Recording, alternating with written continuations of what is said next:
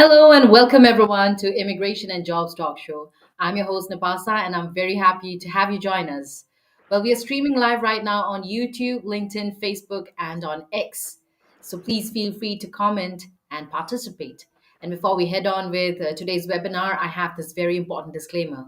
And that is by watching our videos, you agree and understand that the information provided by our experts and attorneys, including comments and replies from users, is not legal advice. Use of information is at your own risk. Once again, welcome friends to this awesome session that is lined up for you. And today we're going to have a discussion about January 20th, that is today, and beyond today. So, what's Trump's presidency means for immigrants? And that is what we are going to talk about today with none other than our very special guest who's going to join us. And she's a very familiar face who makes it a point to join us as frequently as she can, every week. So, without further ado, please help me welcome her back to this show. She is Attorney Prashanthi Reddy from the Law Offices of Prashanthi Reddy. Hi, Prashanthi. Thank you so much for joining us today. Hi, Nipasa. It's good to be back.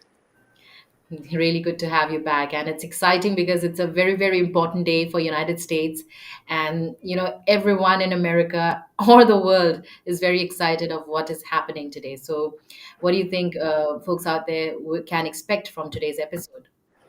Well, today Trump is being inaugurated as the president. It's his swearing in, so we're going to be talking about what's going to happen today and moving forward with reference to immigration. Yes, we are, friends. I hope you're excited. And yes, we are going to talk about January 20th and beyond. And without further ado, I'm going to shoot my questions. But let me tell you, friends, that you can also join us by commenting. You can ask your questions and you can also join us on call, by the way. All you have to do is dial this number that is displayed on the screen. And the number is 425-436-6335. And the access code is 988-888. Please feel free to join us in this discussion. So, Prashanthi, let's get on to today's topic. And my first question to you is, how will President Trump's immigration policies impact the legal entry process for migrants as of January 20th, 2025? Well, we can expect a reduction in uh, visa numbers. So Trump may cut family-based immigration and limit employment-based visas, and trying to shift the system to uh, high-skilled immigrants. Programs like diversity visa lottery may be terminated. Um, he's always been against family-based immigration. He wants to move the entire immigration system to a point-biased system. So, we might see that there will be some efforts made to move it towards that system at least. So we can maybe see some move towards limiting or moving the H-1B system towards a system that favors like certain people, maybe favors people who get a higher salary as opposed to entry level people. So they're going to try and maybe do that by amending or changing the way the prevailing wage is calculated. So, and also family-based immigration, they might try and restrict family-based immigration if they're not able to completely remove it, because that would require an action on the part of the legislature, and they may not have enough votes to do that. They might restrict it by kind of increasing the health requirements and the poverty guidelines. And, for example, last time that's what they did. So we should wait and see what happens this time. Tighter documentation requirements. So increased scrutiny on, as I said, the financial sponsor requirements for family-based cases. Increased scrutiny of health requirements, more security screenings, all this could, for example, F1,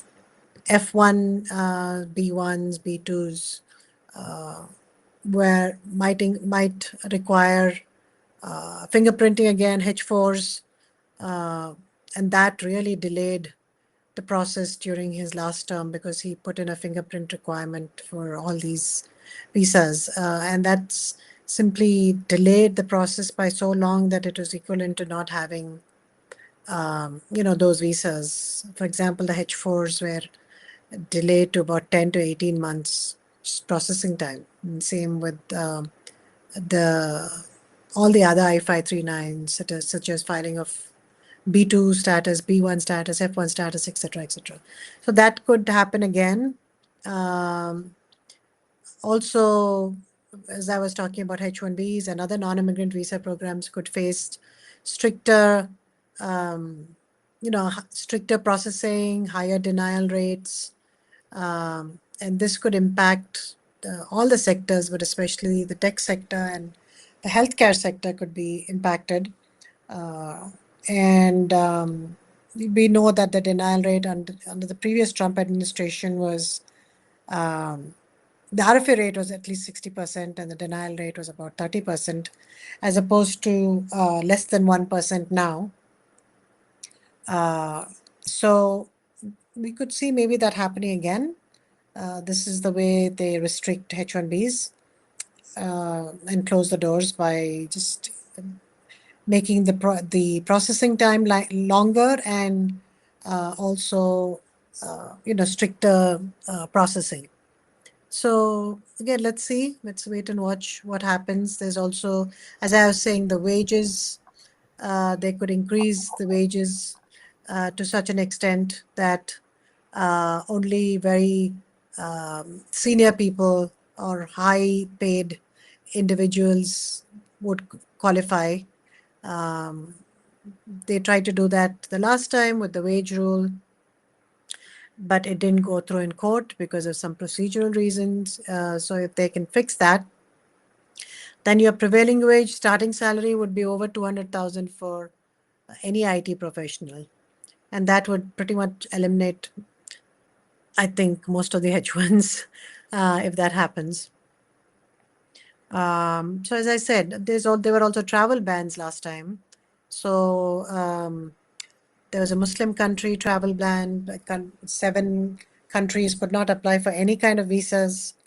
So that could affect legal immigration as well.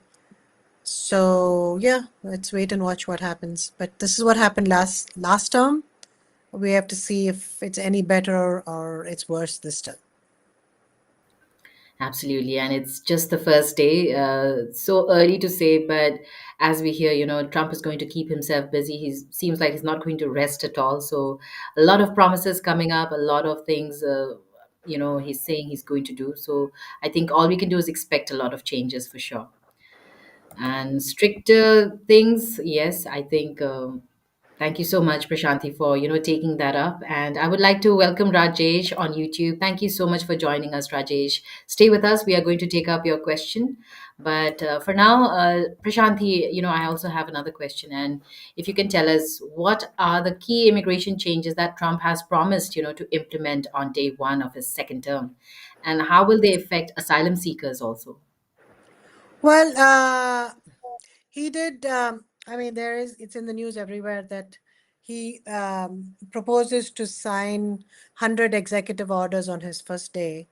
And they're talking about executive orders with reference to immigration as well. He's talking about uh, putting troops on the border, meaning mobilizing the military to kind of monitor the border. That's one thing. He's talking about removing birthright citizenship via executive order.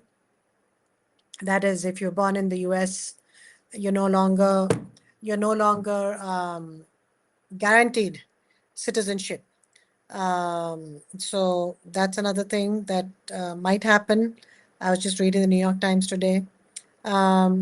So again, time will tell, but these are the few things that he said he will do on the first day, he has acknowledged that um, mass deportations might be, or at least his people's, Stephen Miller has acknowledged that mass deportations might not be practical, but they'll definitely try to do some kind of deportations, at least starting off in a phased manner by first starting off with people who have some kind of criminal convictions and then going to, other people. So let's wait and see what happens. I think it's only fair, people with criminal history to be taken out first. And yeah, thank you so much, Prashanti, for taking that up. And well, there's so much happening, there's so much in the news. We don't know if they're just real or not so real. We'll only know from today since it's day one, and Trump is going to be in the White House in no time. So, yes, Prashanti, another question I have is, with Trump's administration reconsidering the CBP One app, what potential consequences could migrants face who are waiting for appointments to enter the US? There's so many thousands of them. Um, Most probably there'll be a rollback of the CBP One app program. That app was done in place of Title 142. Yes. Uh, and the app restricts the number of applicants that can file for asylum uh, on a daily basis to a certain number. I forgot what that was. But that's the way Biden was restricting asylum seekers from coming into the country. Mhm. But I think Trump has said that as part of his executive orders, he would also use an emergency health regulation, again, bring back Title 142 basically, to almost close the borders and severely restrict asylum seekers. Um, so yeah, definitely that then that CBP One app would be rolled back. Mhm. If there's no intention of giving asylum at all, then there's no purpose in having that app. Um, so a lot of vulnerable migrants waiting in Mexico, already at risk from cartels and harsh conditions, would then face like a higher heightened uncertainty as to what will happen. Also, potential replacement. The Trump's administration might reintroduce, as I said, older, less accessible systems that result in, again, overcrowding at the ports of entry. And that is done intentionally so that the whole system will slow down now. Newer technologies introduced, such as this CBP One app, just to streamline the process uh, by introducing again the archaic systems. Again, is slowing down the process, which is, I guess, intentional. But yeah, that could be one of the other things that he does. Do you think that, if they close down this app, that they're going to try to forcefully enter the US? Uh, Forcefully enter the US, meaning Like they'll try their best through some other means, or even if it's just crossing the border? I mean, they do that anyway. People who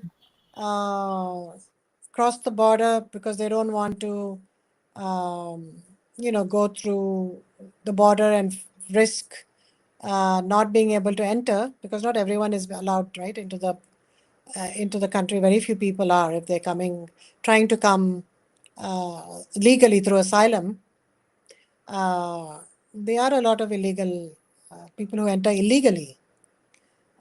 So people crossing the border are actually entering legally, not illegally. Uh, if you're not subjecting yourself to inspection, presenting yourself for inspection, then that's the illegal entry. That is people who are sneaking in through various means where there's no border patrol. So that Mhm. always is there and will continue to be there. We're just talking about the number of people presenting themselves legally at the border for asylum. Yes. All right, Prashanti, thank you for taking that up. And we have Rag, we have Sachin join us. Rag says, hello, Nipasa and Prashanti. Hi to Rag, our very, very frequent viewer. So happy to have you. I hope that one day you can join us, on call. So please do. And yeah. Um, Rag is asking, USCIS will be tougher, but what can we expect at the consular level? Tougher, because there'll be um, higher scrutiny at the consulate and more denials. But again, I mean, if you have a good case, it'll be more difficult for those cases which are kind of like borderline. And, I think for cases that are strong, they'll still may not have a problem. But since they have to cut down somewhere, they'll obviously start with the weaker cases. Okay, thank you for taking that up, Rag. Rag, please keep commenting. And yes, we will take up Rajesh's and Sachin's comments very, very soon. Please stay with us, friends. And next up, we have another question to you, Prashanthi, and that is, how could Trump's immigration raids, which, is all over the news that he's going to do, and he was supposed to do starting his first day itself, and tomorrow that was, so cities like Chicago, and how is this going to impact migrant communities, particularly those from countries like India also, or even Venezuela? Well, Venezuela, I'm not quite sure, but with reference to India, you'll be surprised to hear that it's the fourth largest illegal population in the US. You would think it's only from South America, but actually India has is the fourth largest after, the South American countries. So it will impact Indians to a great extent. Um, so I mean, obviously, and again, um, they're talking about uh, raids in schools, not colleges, but in actual schools, elementary school, middle school, and high school. And they're talking about children having mass raids in educational institutions. And for example, the New York City, um, the New York. School authorities have given instructions to public schools and other schools. They've given them a manual as to what to do if ICE officers come to schools. They've said to stop the ICE officers outside the building and to call up legal counsel. And they said that unless it was ordered by the court, the states and the school authorities should not uh, entertain the ICE officers and allow them into the building. That's going to be their strategy, especially in sanctuary cities, maybe not so much in Florida and Texas, where they're, um, you know, uh, less, they are less likely to do that, but in places like Chicago and New York, LA, etc. That's what they intend to do if there are raids on schools, because we're talking about children here.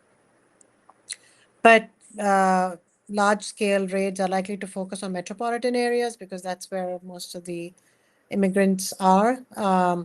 With Because there's a significant amount of undocumented populations in these metropolitan areas, because there are more jobs available, so they tend to stay in these areas. But we will most probably see increased ICE activity there. A lot of parents are not sending their children to school because they're worried about them being removed from the country, even without the parents. So they're they don't want to uh, you know um, let them out of their sight even for part of the day. So they're not sending them to school. So that's a huge impact, right? On the children are not getting educated, because they're worried. The parents are worried to send them to school now. So, as I said, migrants could avoid schools, public spaces, healthcare facilities. They might not go to hospitals even when they need help. They might not report any crime, even if they're a victim of crime, because they're scared to go to the police station. So they'll face increased isolation and reduced access to essential services, like I was saying, healthcare, etc. Um, and Since India and Venezuela also have a growing migrant population in the US, and a lot of overstayed visas and people who entered illegally, it could disproportionately affect this group of people as well.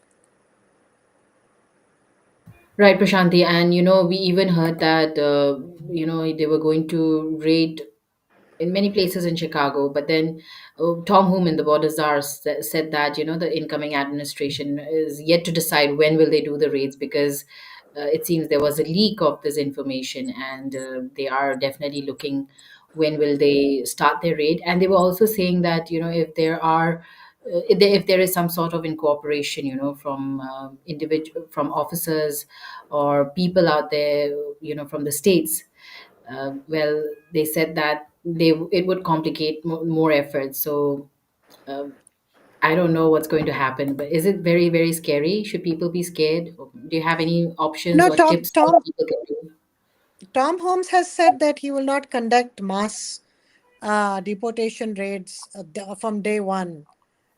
Because he understands that it's not possible to do that, actually, even if he wants to. It's not that he doesn't want to, but it's not possible because they don't have the resources to do it. They just simply cannot do it.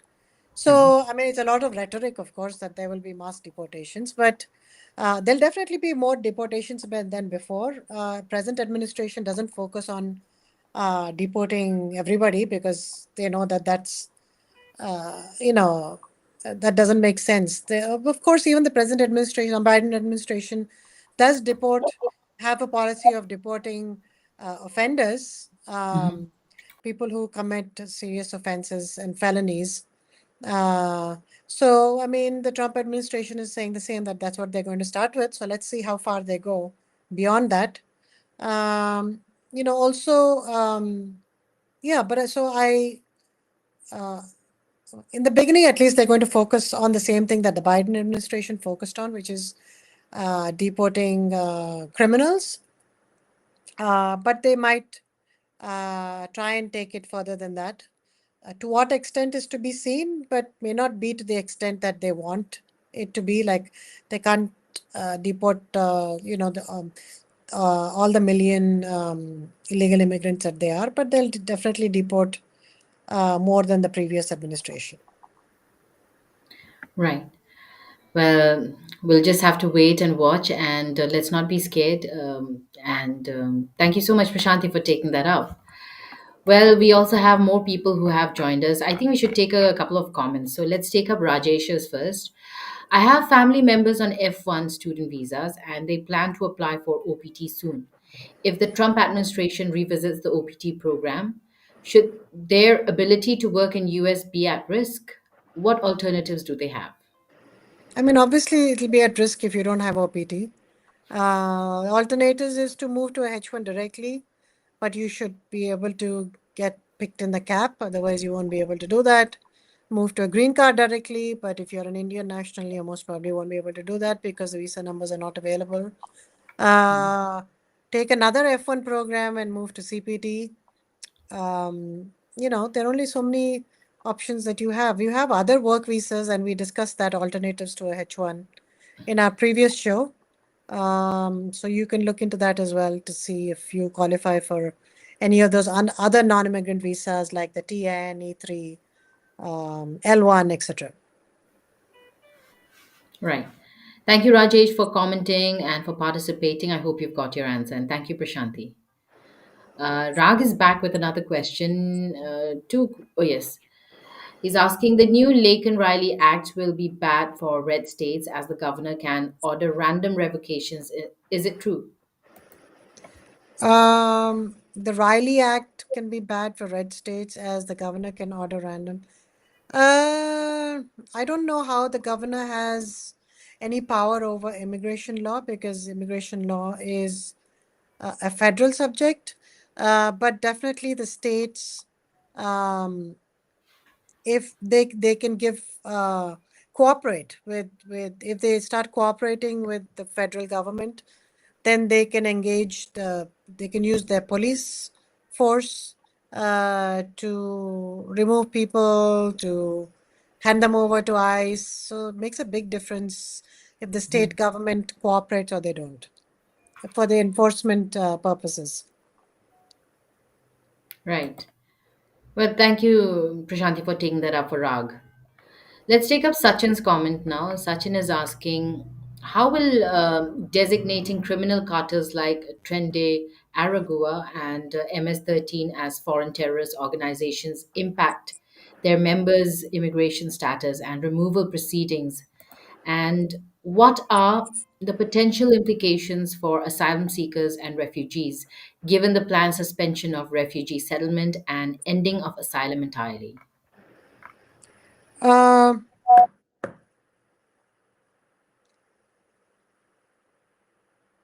right. So I guess the reason, and that was, yeah, part of what they were saying today, designating them as terrorist organizations. I mean, it's just a way of circumventing due process, because then, for terrorist organizations, it's easier for them to justify um, deporting them summarily, or um, not just that, but also uh, from the criminal law point of view, um, if you violated immigration status, it's not a criminal offense. Um, but they're basically saying that, uh, I don't know, by designating them as terrorist organizations, are they trying to make them, even if they have not, simply by being a member of the gang, even if they have not committed any crime, the fact that they are part of that organization, uh, will that be a crime? Um, so I don't know how.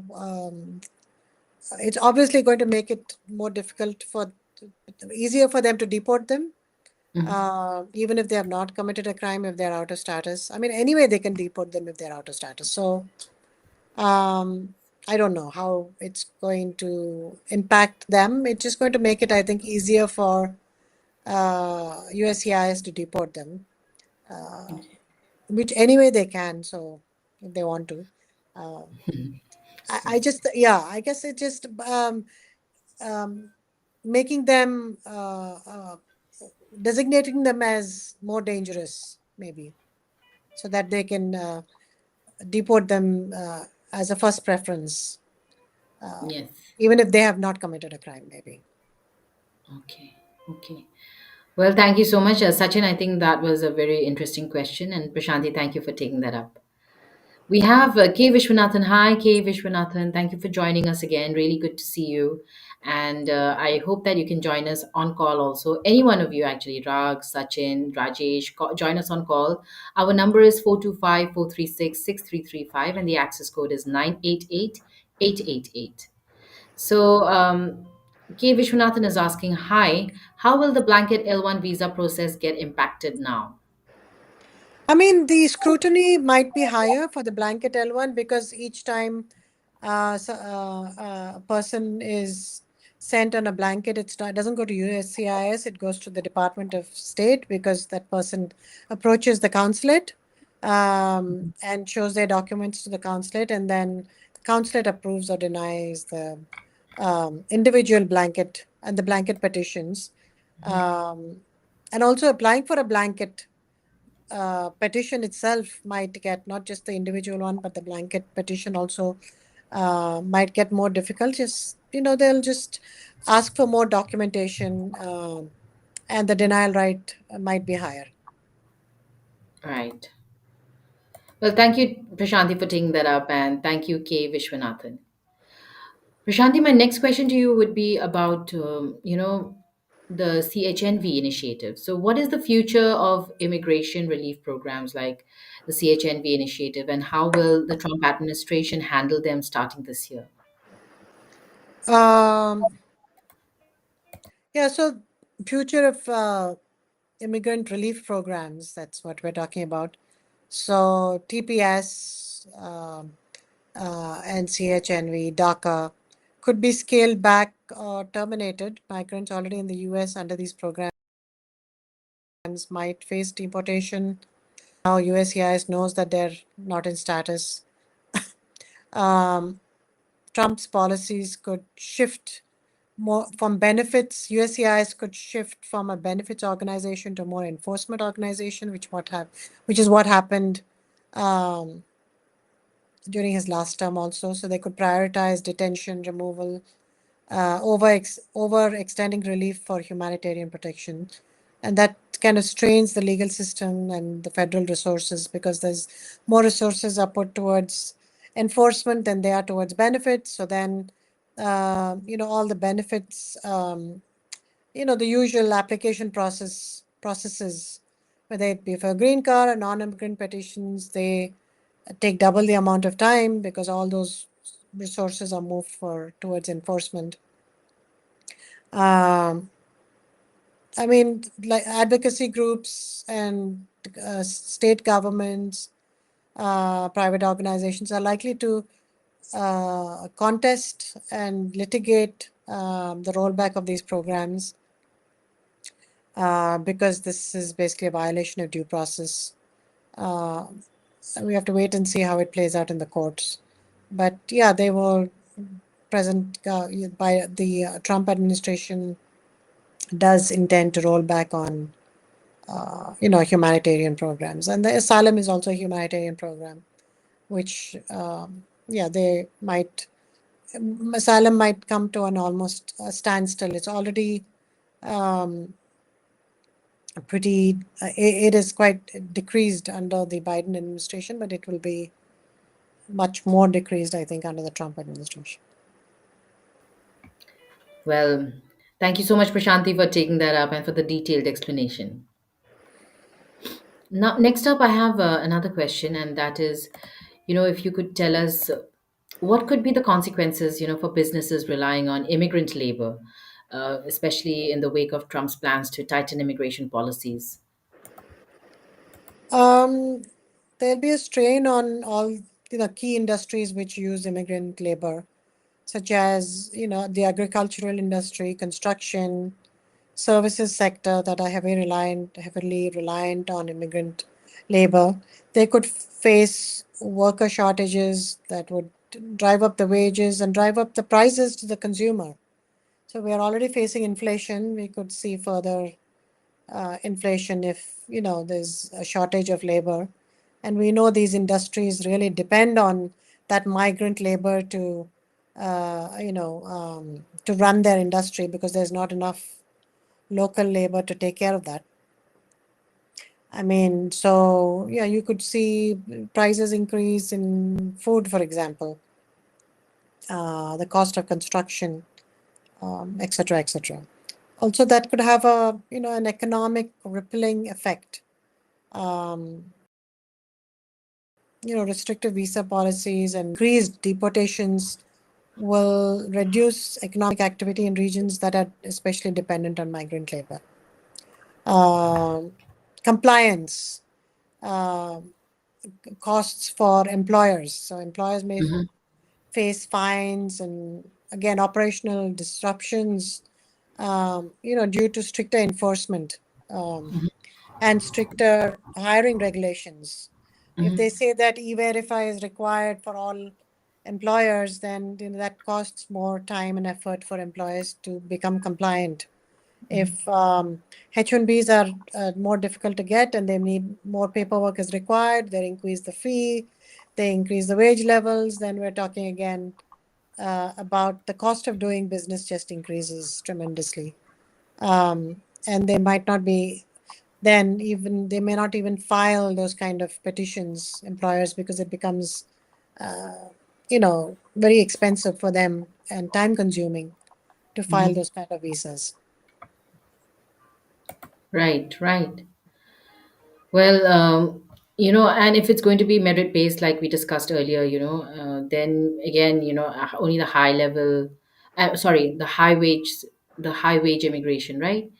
So if that is the case, then it's going to affect also the startup companies and even smaller businesses, right, Shanti? Yes, yes.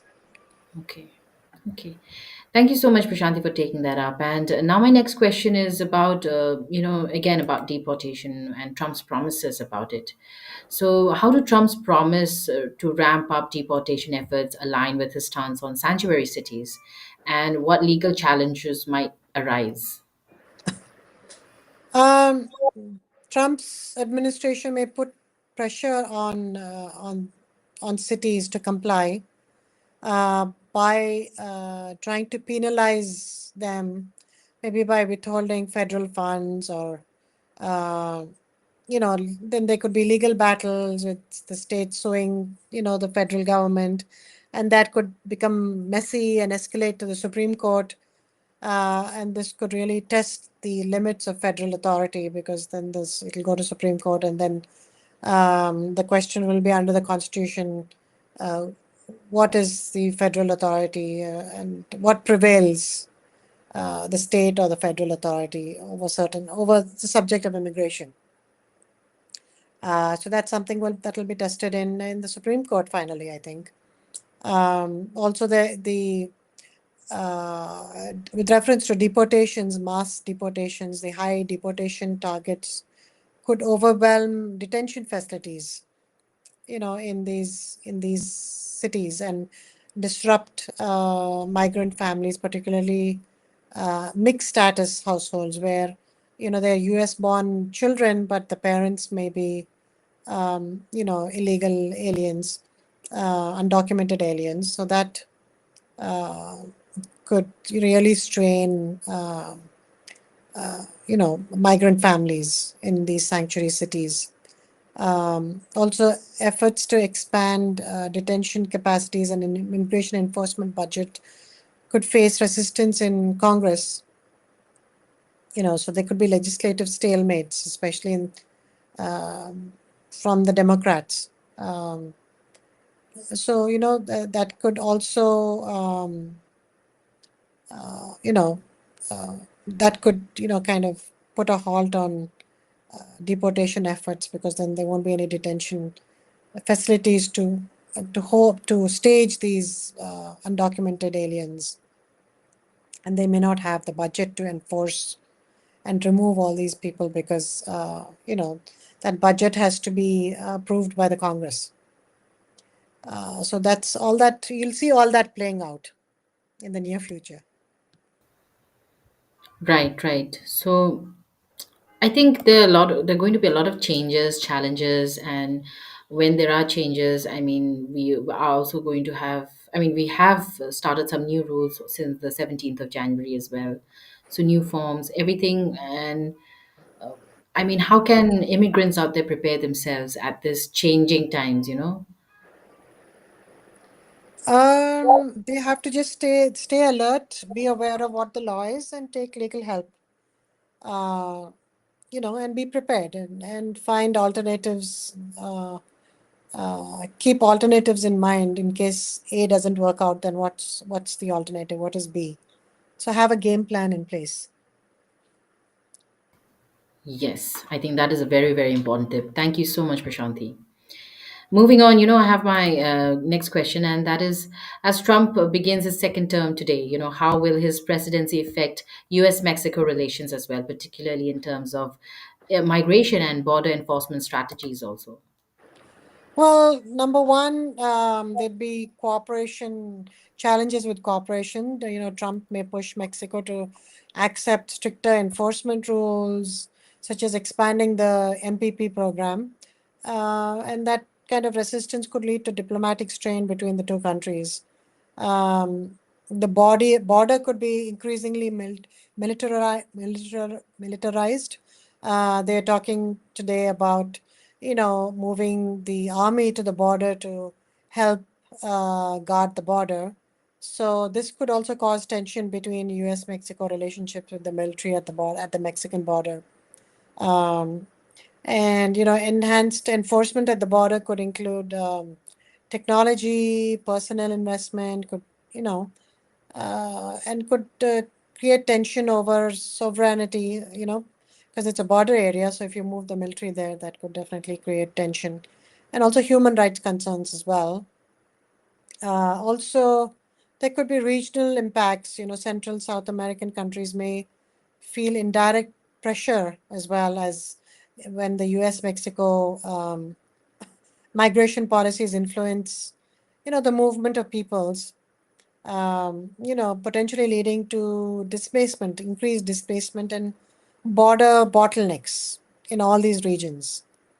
Um so people who in different places of in different countries. If they're deported um, from the US, then those other countries have to be willing to take them back.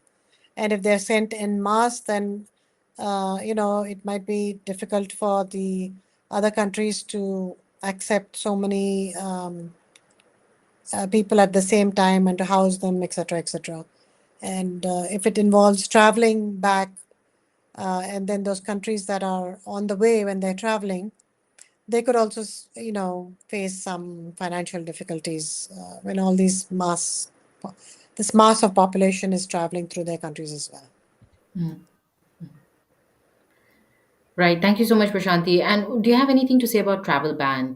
Are we expecting any kind of travel ban soon? Well, yeah, travel ban. It could be the Muslim travel ban could be brought back, and also, as I said, the Title 142 with reference to ban related to health. They said that they would try to. They're looking into it. Stephen Miller very seriously into trying to bring back a travel ban based on that Title 142, based on some kind of a healthcare scare. Even though there is nothing, they'll try to create something and say that based on something that they are invoking that title again, and that is a complete travel ban.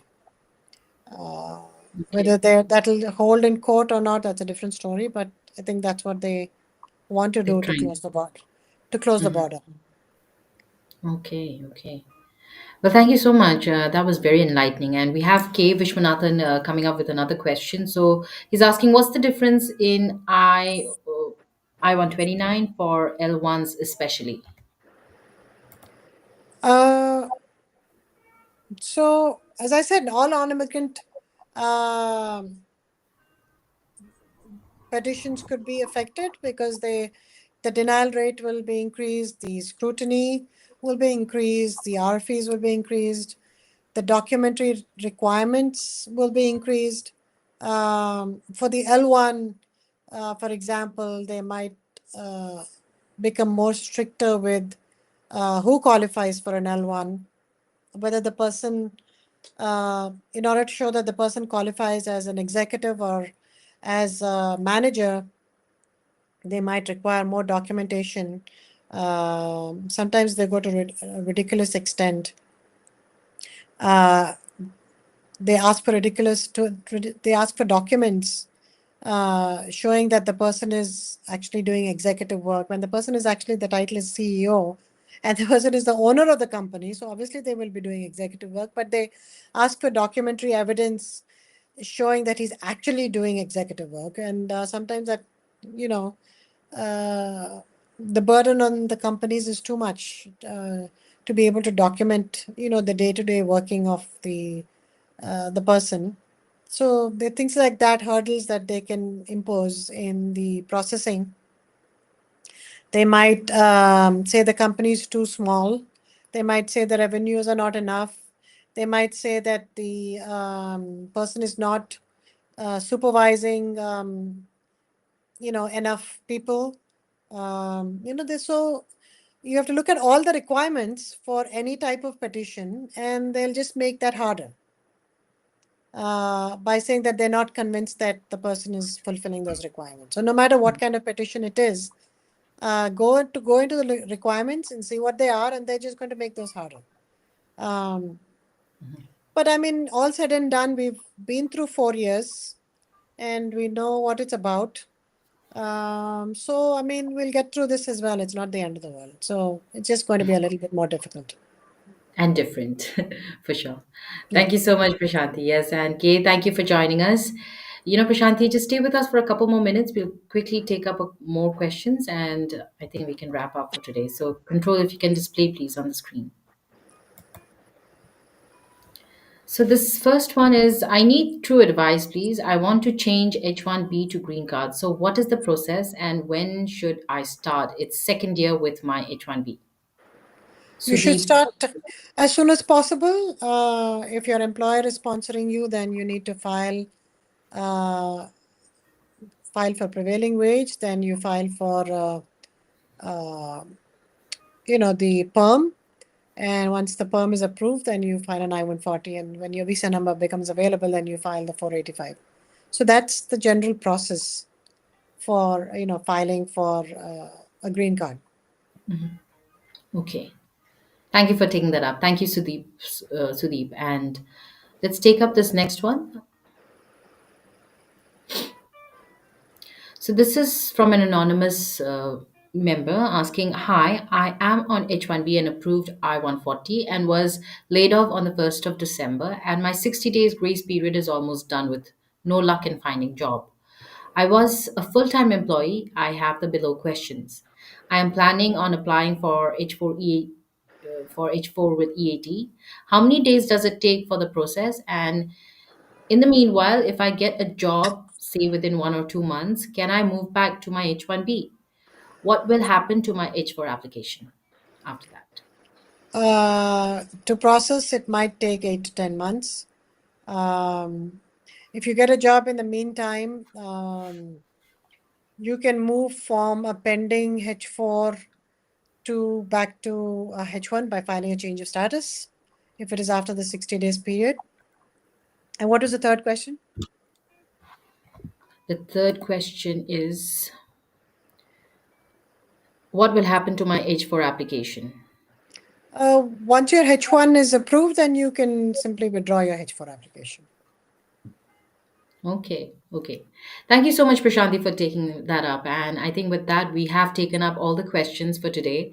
And last but not the least, do you have anything else to maybe wrap up this episode? Since I mean, today's topic was, January 20th and beyond. So, what Trump's presidency means for immigration starting today? If you can just tell our audience, it'll be great. I think, yeah, that's what we've been discussing, but time will tell as to what he actually does, and that could be, and there's 4 years, right? So we're not going to know on the first day. We'll know some stuff on the first day, but as time passes, and it might keep changing also if there is pushback.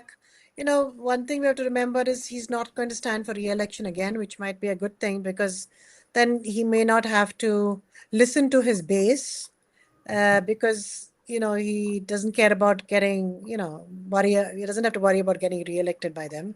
He's already in for 4 years, so he might do a little bit more about on what he wants to do, which I'm hoping maybe pro-immigration, or at least pro-business immigration. I don't know to a certain extent. Again, Trump is a very whimsical man, so he changes his opinion every now and then. So you might see changes, of things happening, and you know, uh, and dramatic shifts again from one thing to the other, and a lot of chaos. That's how he likes to operate. So it'll be definitely interesting the next 4 years. Absolutely. Thank you so much, Prashanthi, for joining us today. It was a great session, and there's so much more to happen. So let's just stay alert. And folks out there, you can contact attorney Prashanthi Reddy by dialing her number, and that is 212-354-1010. And you can even email her, prashanthi at reddyesq.com, or go visit www.reddyesq.com to get to know more about attorney Prashanthi Reddy and the law offices of Prashanthi Reddy. Thank you so much, Prashanthi. You have a wonderful day ahead, and we'll see you very soon. Thank you. Thank you. It was great being on the show, and I hope to see you soon as well. Bye bye. Bye. So, folks, stay with us on Immigration and Jobs Talk Show as we have Trump joining us to take the oath as well, and let's see what happens in the inauguration ceremony. So, yeah, stay with us. Don't go anywhere.